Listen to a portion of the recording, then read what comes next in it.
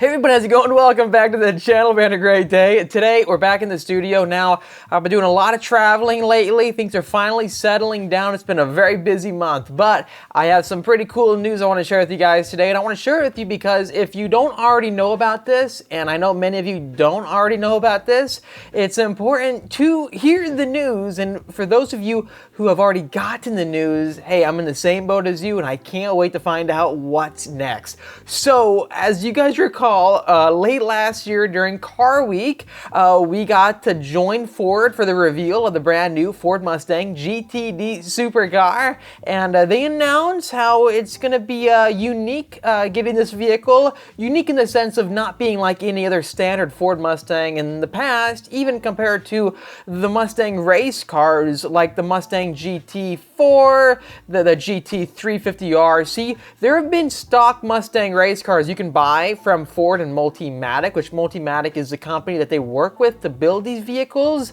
They are more, let's say, attainable than getting this Mustang GTD. To get this new GTD, well, you got to go down routes similar to that of the new Ford GT Supercar, and I keep calling it the new Ford GT Supercar. It's completely discontinued now. They ended production in what was it, 2022, 2023? There's no more of them. However, I'm just going to keep referring to it as the new Ford GT because we had the 05, 06 Ford GT with the V8, and then in 2017 until 2023 or so, we had that amazing next-gen looking body with the 6-cylinder EcoBoost powering it. Now, to get that vehicle, you had to apply to buy it, and Ford handpicks who they want to actually get the allocation. To get the allocation, they want to find out from you how you intend on using the vehicle, who you really are, just get a rough idea of what kind of buyer you may turn out to be. There's also tons of preconditions. I know with the new Ford GT, when it came out, a lot of owners were predispositioned to get one because they owned the original Ford GT. That gave them higher, let's say, weight versus a standard new Ford buyer. What's funny is that I do know a lot of people who got the new Ford GT who never owned a Ford before. It was their first ever Ford. So to get that allocation would mean that Ford does look into trying to get people who don't have as much of a history. They want to expand their current clientele. I believe Ford is trying to position this Mustang not only towards people who want an even more capable GT500, because when I bought that car, it was amazing on the track and on the street. However, it still was not the fastest car ever to go head-to-head against vehicles like the Black Series AMG or even the Porsche GT2 RS. There was more room, and that room was being filled by the Ford GT. Since that vehicle is gone, well, Ford and Multimatic, they have this whole allotment ready to go to build more supercars. What could it be? And Mustang was it. It was cool going out to Daytona Speedway to watch them put this new Mustang GTD race car on the track for the IMSA class, the GTD Pro class, and seeing them race it first before making street versions of it makes me excited to see how it actually handles on the racetrack. We love the track here on the channel. I know many of you love the track, and I would love to share what it's like. The news that I have just found out is that we know the timing now for applications. It's not exactly, let's say, pinpointed to a certain day. It's generalized when it comes to what time of the year. So behind me, to my left and to your right when you're watching this video, there's an email from Ford, and it's actually telling me, hey Austin, the shakedown runs look promising and we are diligently working behind the scenes to fine-tune next steps. We are excited to inform you that the application window is set to open in Q2 of 2024. This is a template email. Many of my friends of mine received the email, and I'm happy that more people are trying to get different supercars like this. It's going to be interesting to see how they put together this process.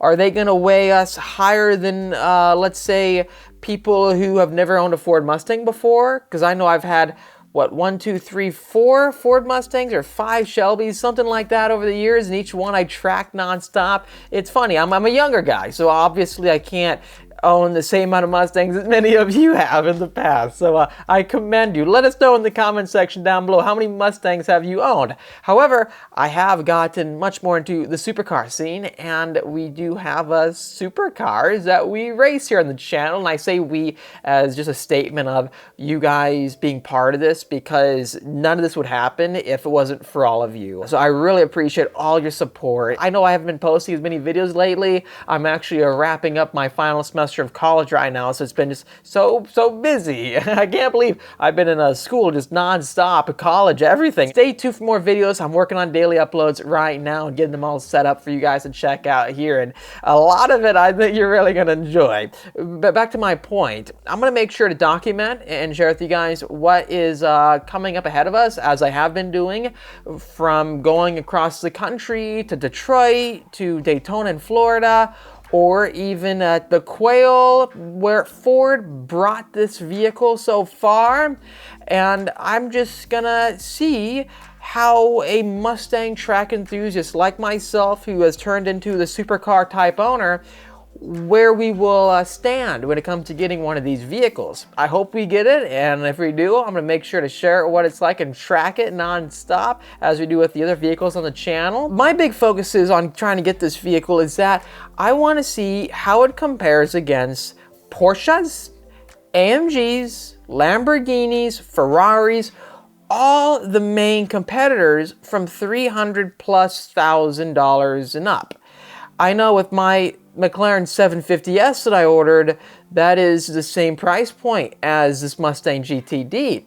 It means that this GTD, for it to cost that much money, it's obviously going to have performance of a supercar that costs that much money.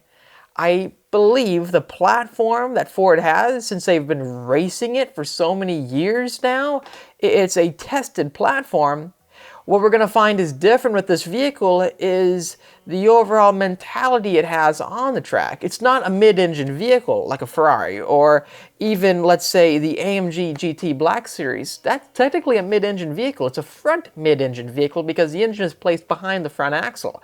With this Mustang, we still have a front-engine powertrain, which should effectively give us an unreal amount of front-end grip for tossing the vehicle in the corners, effectively limiting understeer, which you get sometimes with mid-engine cars. The weight's behind you in a mid-engine car, you're turning into a corner, and let's say the front end isn't loaded down with the brakes, you could drive off the track because the tires don't have enough force pushing them down.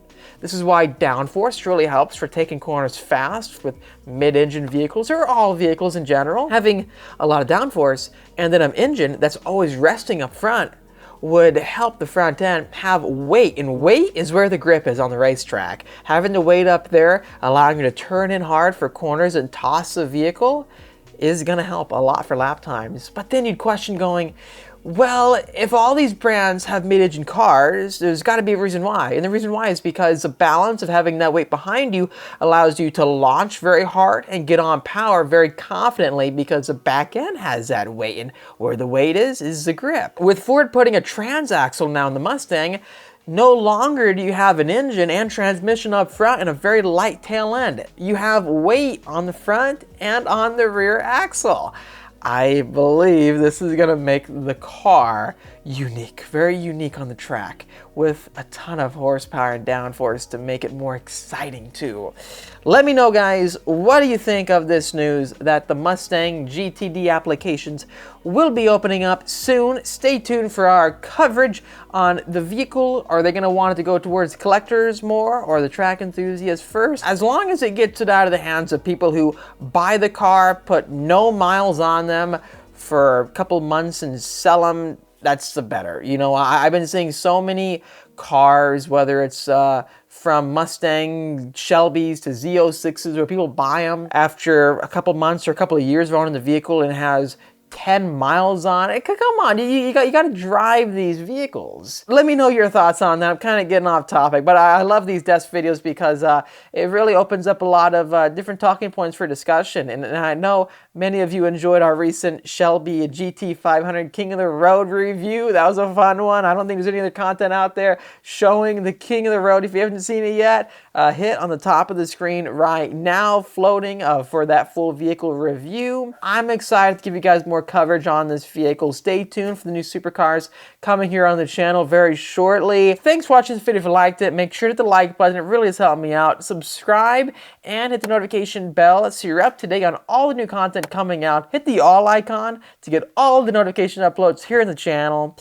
Thanks again for watching. I'll see all of you in the next video. Stay tuned for more on the update process.